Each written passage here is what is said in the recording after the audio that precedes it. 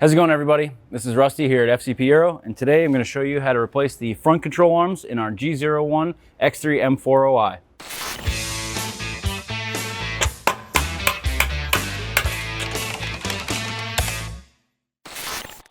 So on the table in front of me, we do have half of the new front control arm kit. As you can see, these are the used arms that we've already replaced on the driver's side. Wanted to have these out on the table for you so we can show you a couple of the things to look out for. Obviously, with the new arms, you're going to want to do an alignment afterwards. And judging by the wear on these control arm bushings, we were probably going to want an alignment anyway. You may be feeling the vehicle wandering around the road. You may even be experiencing some clunking or knocking around when going over bumps. There's a little bit of fluid leaking out of this thrust arm bushing as well, which is indicative of the bushing actually starting to wear out and squeeze some of that hydraulic oil out. And as that oil begins to leave the bushing begins to crack and wear like you see here. And that can contribute to a couple of things on the road. When these are extremely bad, when you apply the brakes, the tires actually stay in the rear portion of the wheel well, and the vehicle continues to travel forward, which can be seen from the side of the vehicle and can also be kind of felt when you're applying the brakes and you feel a shucking of the front control arms moving towards the car. That is in the most extreme condition. A couple of things you may be experiencing is abnormal tire wear, and again, the clunks and squeaks and rattles just going over bumps. As far as the service interval is concerned, the vehicle behind us has about 80,000 miles on it and is certainly ready for control arms. At your 50 and 60,000 mile service intervals, it may be time to consider replacement and or a thorough inspection. As I said earlier, you will start to have some fluid leaking out around the thrust arm bushings. You may even begin to get some cracking like these are here, but just something to consider around 50 to 60,000 miles or even upwards of 100,000 miles if they haven't been replaced once before. It all really depends on the climate and the driving style. And now that we've gone over what we have in front of us on the table, let's talk about some of the tools you'll need to get the job done. All right, so on the table in front of me is pretty much everything we're going to be needing. If not, we may have a little bit extra here. Definitely going to want an impact gun for removing the wheel, removing some of those bigger and hard to reach fasteners. We've got a 1/2 inch drive as well as a 3/8 drive, and then we have a smaller driver for some of the smaller fasteners on the fender liners. And I've got a magnetic 8mm. It's going to make sure that we don't drop any of those fasteners for the fender liners, as they are pretty shallow and difficult to take off. We're also going to want a 1/2 inch torque wrench that has the ability to go up to at least 300 Newton meters, as the axle bolts are fairly tight. May want a 1/2 inch breaker bar in a sizable fashion as well. May also need a 3/8 extended wrench or 3/8 breaker bar with some leverage to it. You're going to want a couple of different wrenches. We've got an 18, we've got a 21mm, a 24mm, and then an 18 and a 21 in a little bit longer of a wrench as well. We've got a extension here, 3/8 for getting a couple of the bolts out that may be a little bit tight to reach. And we've got a lot of different sockets here. You may not need all of these, but it's good to have them on hand. We've got different lengths and depths, as well as 3/8 drive versus the 1/2 inch drive. We'll start over here with the 24mm. We've also got a 21mm, a 17mm, and then you see I've got a couple of different 18mm, 3/8 as well as 1/2 inch. This is a 17mm Allen drive that's going to be used for removing the axle bolts. This may not be necessary, but in some cases we may need the T50 for counter holding some of the ball joints. We've got a couple of different swivels here. This is going to definitely make your life a lot easier, but it's not absolutely necessary. 1/2 inch as well as 3/8. A torque marker for finishing up some of your fasteners. A wheel hanger for making removing and installing the wheel a lot easier. We're going to need a tape measure for checking ride height before and after. And then also holding the axle up out of the way. I've got a couple of different options here for securing that. And as with any job, you're definitely going to want a good flashlight. Oh, and one more thing I forgot. We're probably going to also need a couple of pry bars. So we can get that out of there too. But with that, let's go ahead and get into it.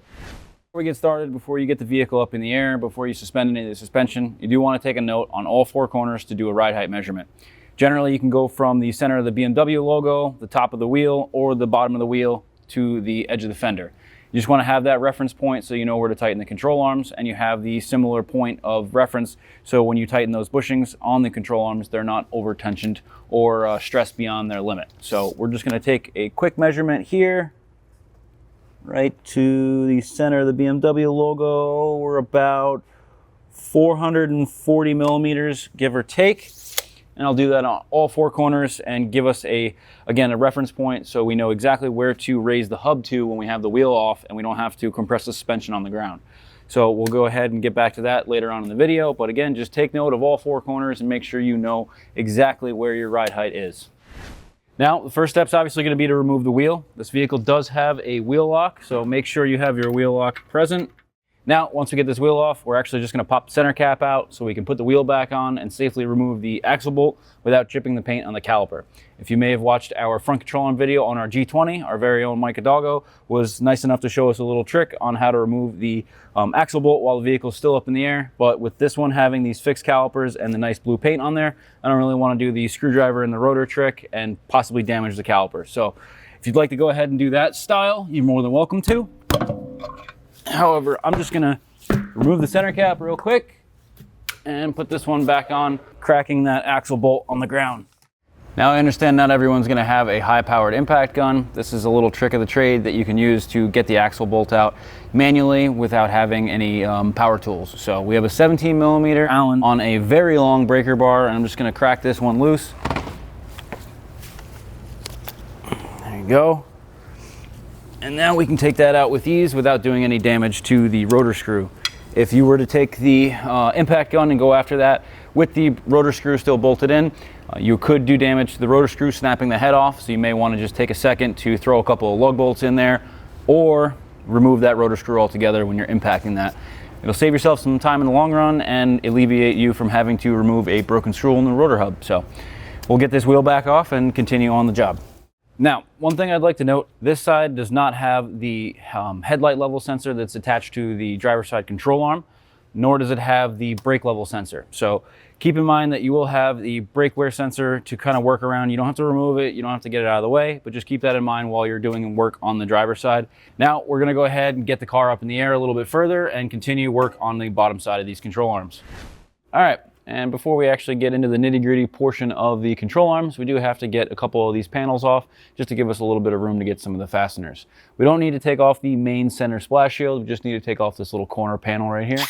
We're going to be using a magnetic 8mm. These 8mm are very shallow, so it is a little bit difficult when you're using an impact gun or an impact wrench like this to get them off and not have them fall all over the place. Just before we go back up to the other side of the car, we do have a couple more screws right here. We need to get this panel that goes up and over the axle as well as over the tie rod. So 3 more 8mm screws down here. And you do have to manipulate this a little bit to get it out, but it does come out once you get all the hardware out. All right, so we've already broken free the axle bolt, so this should come out pretty easily now. And once we get this out, I will take a second to show you it is not a typical axle bolt. This does have a O-ring as well as a spring, and it is a one-time use bolt. It's not something you want to reuse. And once we get the control arms out, I'll show you off on the bench what the inside of the bearing looks like and why you're going to want to be very careful when reinstalling this. So stay tuned for that portion of the video. We're going to continue just making sure that the axle is nice and loose in here. It's not going to actually come out until we get these control arms unbolted and swung out of the way.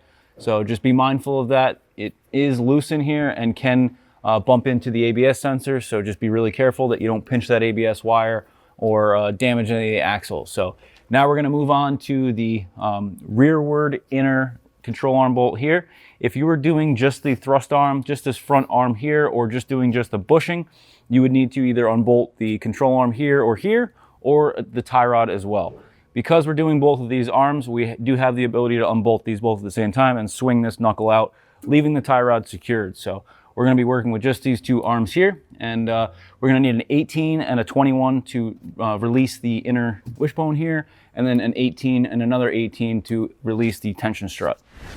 And now once we have that one loose, this arm should practically drop right out, and then we can move on to the front thrust arm. This one's going to be a little bit more tricky. We may need to get an extension with an impact gun to get that finally out. However, it's going to be 2 18s, and you may want one with a little bit length on it for some more leverage. So if you just peel that fender liner back that we loosened up earlier, you can get impact gun in there with a swivel, and that one should come out as well. So we do have the axle loose in here, so as you swing the knuckle out to get the thrust arm out of the control arm, the axle may fall down, so you may want to have that hung up with something so it doesn't come down and hit you in the face or overextend the inner joint. So we're going to put that axle held up with something to keep it from falling down.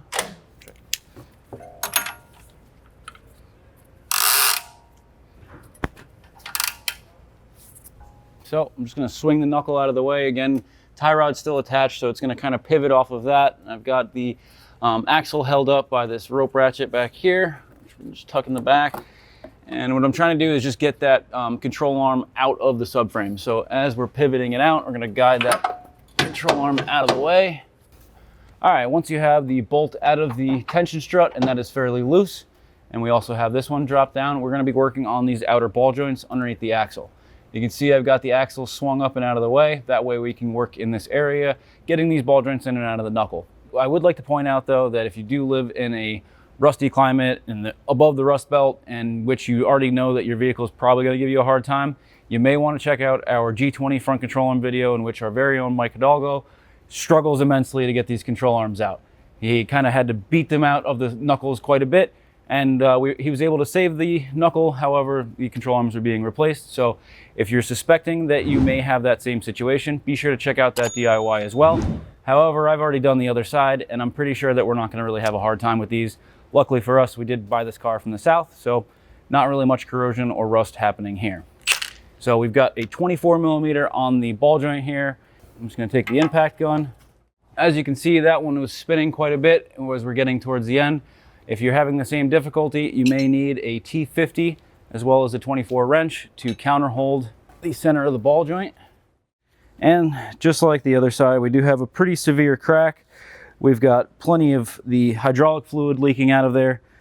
This is definitely a worn control arm, but this is what's to be expected at about the 80,000 mile mark. So luckily that one will not be going back in, and we'll be putting in some new arms with brand new hardware. Let's get into it. So just like the front control arm, we do have a 24 millimeter holding that one in. As you can see, that bolt would have been directly underneath that axle. So if you were to have to counter hold that, you would have had to remove the axle as well. You may have been able to get it out with a wrench, but not likely.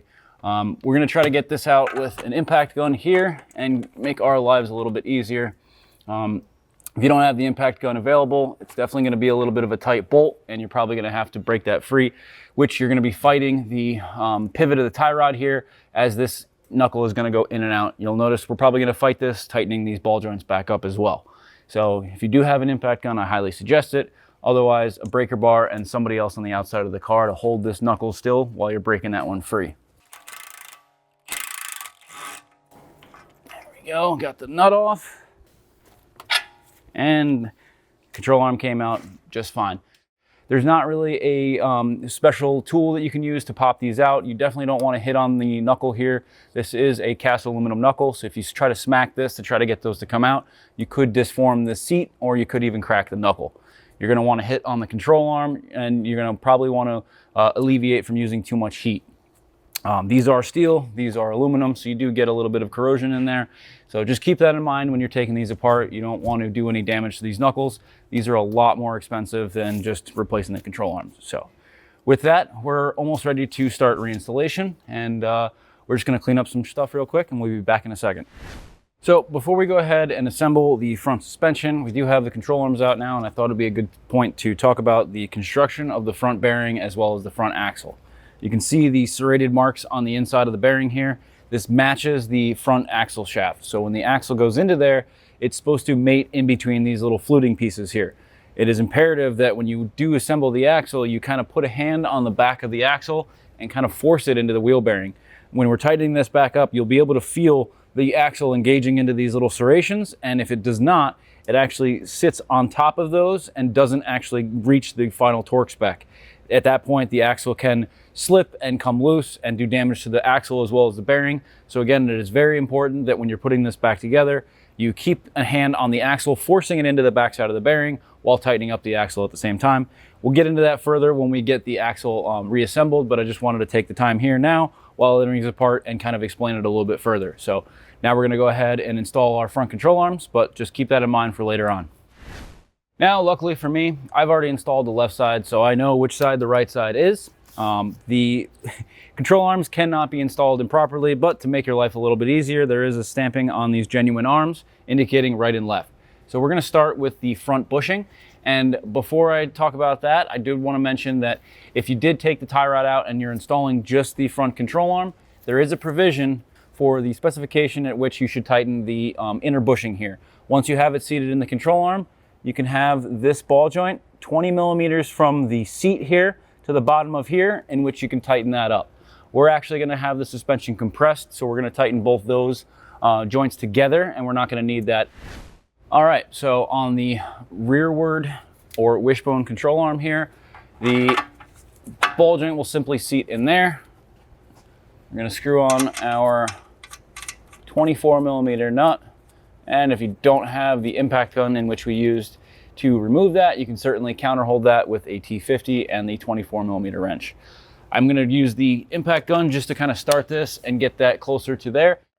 Once you have this wishbone installed into the outside of the steering knuckle here, we just need to finish off torquing this before reinstalling the axle. As I said before, you're not really able to get any torquing devices or even removal devices when that axle is installed. So I'm going to be using the 24 millimeter socket on my 1/2 inch torque wrench. I've got it set to 100 Newton meters, and then I'm going to use a pry bar on the inside of the knuckle here to kind of counterhold that. Unless you have another friend that can kind of hold that knuckle for you, this will start to move on you as you begin to tighten this up. So we're just going to do our first 100 Newton meters, and then we have to finish it off with a 90-degree turn. Now, if you don't have a fancy torque angle torque wrench, you can simply just do a quarter turn by making a mark on the fastener and following that around to the 90-degree turn. All right, getting this final 90, you're definitely going to want something with some leverage. I've got the large pry bar and my large breaker bar counter holding that socket against the knuckle. Just about as close to 90 as I'm going to get it at this angle. Trying to work on that high above your head is definitely going to be difficult. This one is going to be a lot easier, getting the car down and being able to make that final torque closer to your chest. So you do want to get that 100 Newton meters plus the 90 degrees. Then before you go putting this one in, because it does go above, you are going to want to get this axle fitted in here and just get the axle bolt started. You don't need to tighten that yet until we get it back on the ground. However, we're going to put the control arm up into the subframe here, drop it into here, and then swing the axle in here before finishing up that control arm. So it is going to kind of be a multi-step process in this next step here. So you're going to want to get the bushing into the subframe first, kind of fit that in there, swing that knuckle out just enough to get this seated in here. And once you get this dropped in there, we can start fitting that lower ball joint nut on the end of the knuckle here. So again, before you put this bolt in here, we do still need to get the wishbone control arm fitted into the subframe. But first, we want to swing this axle back down and just get that axle bolt started. Remember to keep in mind the serration on the bearing as well as the axle. You do want to keep two hands on everything and keep it sandwiched together, because you're going to be fighting that spring on the axle bolt, separating them apart. So I'm going to get the axle out of here, this down and out of the way. Carefully swing that back in there. All right. Get this back in here. All right. Now we can go back to the axle later. That's already fitted back in there, and we don't have to worry about that for some time. We can go ahead and loosely fit the inner control arm bolt here, because we're going to be tightening that again at ride height. And then we're going to be working on this one, doing the same 100 Newton meters plus 90 degrees that we did on the rearward control arm. One more thing to keep in mind, you did take out two different size bolts. The shorter bolt is going to go into the smaller bushing, and the long bolt is going to go into that front torsion strut. So we're going to just install these in here. So on this rearward control arm, you're going to want the nut that had the little lock nut in there that has a 21 millimeter on one end and an 18 millimeter head on the other. Front control arm to be snugged up as well, and if you want to kind of pull down, give it a little bit of pressure on the top of the ball joint into that knuckle, that's going to help seat this nut, and you may not have to counterhold that if you keep some pressure on top of it. Just like that. We're not going to have to counterhold that one. Similarly how we did the rear control arm, that one we're just going to have to finish up with a torque wrench now. That's going to make our life a little bit easier. And before we do that, we want to come back up to this front bushing here and fit that bolt. You may need to use a punch, or you may need to kind of manipulate the control arm to get those bolt holes to line up. However, once you do, this bolt should and will fall right into place. Ball joint, this is going to be a lot easier now that we have the rear control arm fitted as well as the tie rod. We're not going to have to counter hold with the pry bar like you saw me doing earlier. and we're not going to have to worry about the knuckle kind of moving about on us. So let's go ahead and get this out of our way as well so we don't forget that. So just like the 24 millimeter we tightened up on the rear, it's going to be 100 Newton meters plus the 90-degree turn. And just like I said on the other arm, if you don't have a tech angle or degree torque wrench, you can certainly make a mark right here and follow that in a 90-degree fashion. Trust me, the bolt is already tight enough. The 90-degree is just finishing it. In theory, it shouldn't fall off, but you just want to get that final torque and make sure everything is seated entirely. So we're going to use our degree torque wrench along with this. And 90 degrees. And as you can see there, finished off right about here, a little bit shy of 90 degrees, which I can finish off with our breaker bar, but just wanted to show you that's pretty much all you need to do to finish that off. Now that we got these secured, we do need to go back and tighten these up later, but I do want to focus back on the axle bolt here. So while you can see that this is almost all the way installed, it does have a little bit of play, and you really want to keep this in mind. You're going to want to keep a hand on the rotor and spin the rotor as well as the hub to kind of find the engagement of that axle. You'll feel the teeth skip and engage and skip and engage, and you'll be able to seat that in a way that feels most comfortable. If you're looking at the axle from inside of here, you really shouldn't have much of a gap. We can compare that to the side over here, which is a completely seated axle.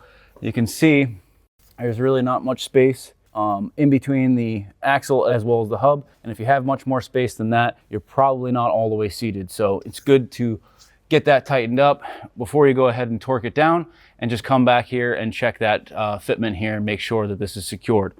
So just something to keep in mind while you're tightening that up, and something to be concerned with and verify before you go out on the road.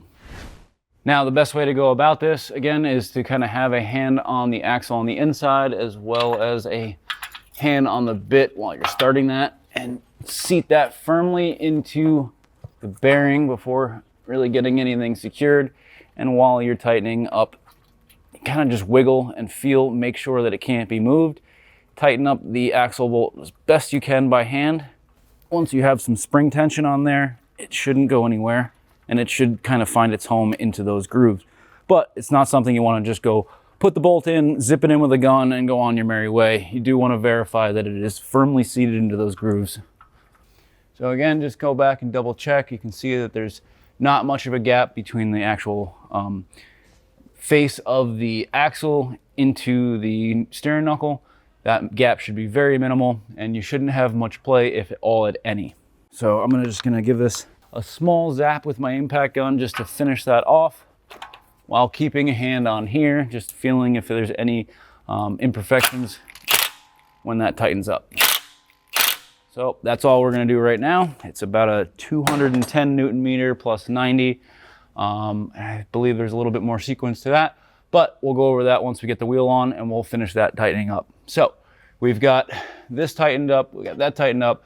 We do, again, still need to finish this up. So we'll go ahead and grab, you can either grab a pole jack, a floor jack, something to get the center of that hub back to that ride height. So that measurement that we took in the beginning of the video, that was about 440 millimeters. We're gonna want the center of our axle bolt to be at that 440 millimeters from the fender. So we're gonna put a pole jack underneath here and try to replicate that same ride height, compressing the spring and then tightening up these inner control arm bushings at that point. All right, so we're gonna just get this axle bolt resecured. We did start to tighten that up by hand, and if you don't have an impact gun and you're doing the breaker bar method that I showed you in the beginning, a tightening method you can use before using the torque wrench and getting the car back on the ground. You can take a couple of the lug bolts and tighten them up into the hub. That way you have something to counter hold against instead of the hub rotating on you. So we're gonna zip a couple of these in, and I'm actually gonna take out the 6mm rotor screw, because while we're counter holding this, we could run the risk of breaking that bolt. If you get these bolts actually seated and get them all the way down to the hub, this should allow the angle on the actual lug bolt seat to kind of hold the rotor in place and not allow the rotor to slip underneath the light tension of that rotor screw. So get these securely fastened down. Give them a little zap with your impact gun if you have it. But again, we just want to get these so that the seat of the lug bolt countersinks into the rotor and holds that rotor against the hub. Because if you try to tighten this bolt here, you're probably going to pop the rotor screw off. So you can definitely remove that. But once you get those bolts in there, it should allow that not to slip about. So we're not doing the final torque. We're just using our lug bolts to counter hold the hub here. And now you're going to want to grab a small block of wood or something soft to put between either your jack, which may have a jack pad on it, or our pull jack obviously has a metal seat, and we're going to be putting that on the aluminum control arm to get that ride height close to that 440 millimeters. Again, our 440 may not be the same as your vehicle. Everything wears differently, so be sure to make sure your ride height is what your ride height is. Don't go off of our measurements. Everything's going to be slightly different based on the wheel size, the spec of the vehicle, how much gas we had in the car as well. You may want to even do this with a full tank. So I'm going to lower the car down, get a block of wood in here, and we'll start to raise this hub back up to that 440 millimeters. So once you've got the distance from the bottom of your fender to the center of your wheel hub at your ride height, you then can tighten up your inner control arm bushings. This is going to make sure that the control arm bushings are not tightened up at full droop or full compression, making sure that you're not having any preload on these bushings and creating any abnormal wear. If you do tighten these at full droop, these bushings will probably wear out within the first 5,000 to 10,000 miles. So just something to keep in mind when you're going to finish tightening up these hardware. And again, the front arm is 100 Newton meters plus 90 degrees. The rear arm is 100 Newton meters plus 180 degrees. This rear one is definitely going to be a little bit tight, and you do have a little bit of a lip on the subframe, so it's definitely going to be difficult to get that full 180 degrees. The 90 degrees on this front arm is definitely going to be a little bit difficult as well, with the fact that we can only tighten the bolt from the front side here. We're not really able to get to that nut, so it is going to be a little bit of a fight there as well. And you also want to keep in mind, as you're getting the vehicle's ride height compressed, you want to make sure that if you are on 4 jack stands, you're probably going to want to put the other 3 wheels on the car, put those 3 wheels on the ground, and compress one corner at a time. As we're getting close, we're already noticing the lift arm on this back corner here is very close to actually not even supporting the vehicle and only being supported by this jack stand. So keep that in mind as you're compressing the suspension. You may want to get the vehicle on at least 3 of the 4 wheels.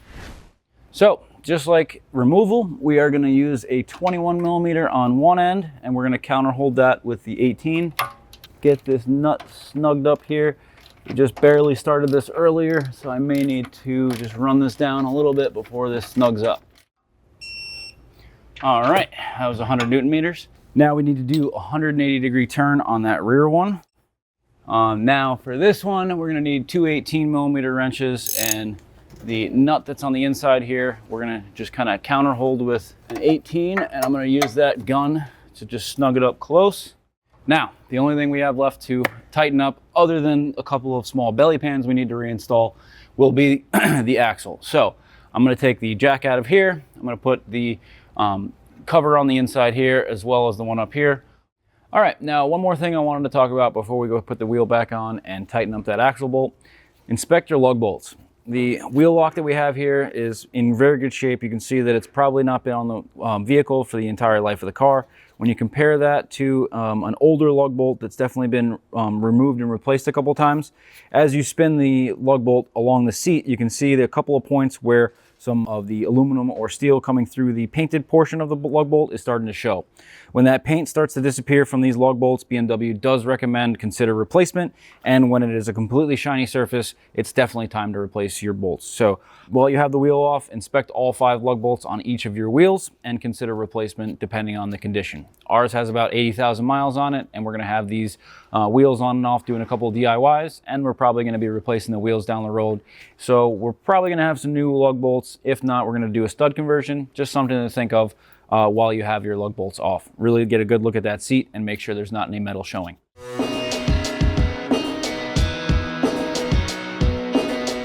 All right, now before we want to go torque this axle bolt, obviously the wheel would spin if you try to torque it from this point. So put the wheel back on. We've got the center cap out. We're going to use the 17 millimeter we used to remove it on the ground with a torque wrench to do the final 210 Newton meters plus 90 degrees. So First of all, we're going to be torquing the front wheels to 140 Newton meters before we go ahead and get that axle tightened up. So we're just going to go around in a diagonal pattern, 140. You may want to actually have a wheel chock in front of the wheel while you're doing this. We have the parking brake on, and we do have the vehicle still kind of suspended with the weight of it on the lift, and it's also in park. So depending on your situation, you may want to consider a wheel chock or just engaging the parking brake first. So get your Allen really sunk in there. It's not a very large Allen drive in that bolt, so you don't want to make sure you don't strip it. You're going to be applying a lot of torque to get this tightened back up. So we've got the wrench set to 210 Newton meters. 214 roughly. I'm going to set the angle to 90 degrees.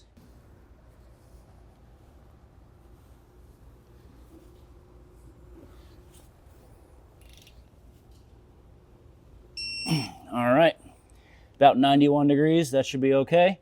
And again, if you do not have a tech angle wrench, you're certainly fine with putting a mark on the wheel and then rotating your wrench to get that final 90. But once we have that on, we do the 210, the 90 degrees. We've tightened the wheels up to 140 Newton meters. We're ready to go ahead and install our center cap as well. Don't forget to line it up to your M Sport logo. But I hope you guys enjoyed today's video. That pretty much takes care of everything you're gonna need to know on the front control arms on your G01 X3 M4OI.